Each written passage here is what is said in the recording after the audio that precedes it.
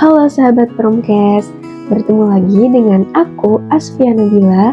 Aku aktif dalam kegiatan penyuluhan dan edukasi seputar kesehatan remaja, khususnya yang berkaitan dengan kesehatan mental dan juga kesejahteraan emosional.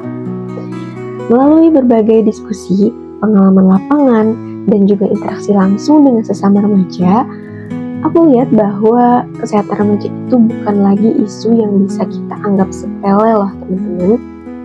Jadi, aku hadir di sini bukan hanya untuk menyampaikan informasi, tapi juga untuk mengajak kita semua para remaja untuk merenung dan berdialog. Karena aku percaya bahwa kita remaja juga punya banyak hak untuk didengar, dimengerti, dan dijaga terutama dari dalam hati kita sendiri. Nah, sebelumnya aku mau nanya dulu nih ke teman-teman, pernah gak sih kalian ngerasa kayak pura-pura senyum padahal hati kalian tuh sesek banget, takut gagal, takut ngecewain orang tua, takut jadi bahan omongan, atau bahkan ngerasa capek banget tanpa tahu kita tuh apa sih yang kita rasain itu. Nah, tenang ya teman-teman, kamu gak sendirian kok. Tahu gak sih, sebenarnya yang ngerasain hal itu lebih banyak dari yang kita kira. Teman-teman seusia kita juga bisa jadi sedang berjuang diam-diam, tapi karena takut dianggap lebay, lemah, gak bersyukur, jadi mereka mungkin memilih diam daripada cerita dan lain sebagainya. Padahal ngerasa lelah, cemas, atau sedih itu bukan tanda kelemahan, itu tanda bahwa kamu itu adalah manusia, dan manusia itu butuh didengar, butuh ruang aman, dan juga pastinya butuh teman untuk bersosialisasi. Faktanya, berdasarkan Survei Indonesia National Adolescent Mental Health Survey tahun 2022, sekitar 34,9% remaja di Indonesia mengalami masalah kesehatan mental.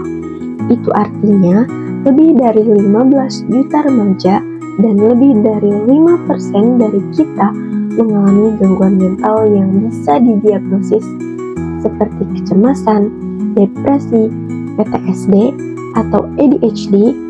Angka itu bahkan bisa lebih tinggi karena banyak yang gak berani cerita atau mencari bantuan.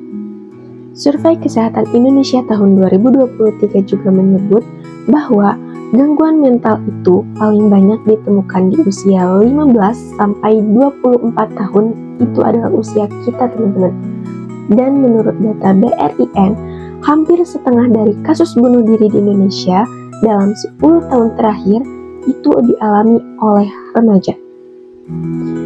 Nah teman-teman, hidup ini memang gak selalu ringan, tapi kita gak harus ngadepin semuanya sendirian.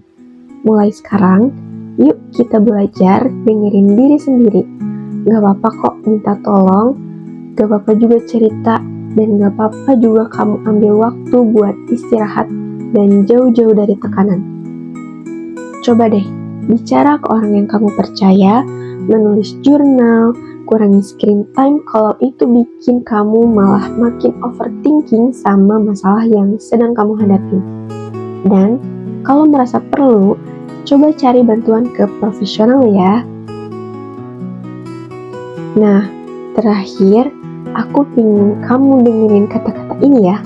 Kamu itu berharga, bukan cuma dari penampilan atau seberapa banyak followers kamu, tapi karena kamu adalah diri kamu sendiri.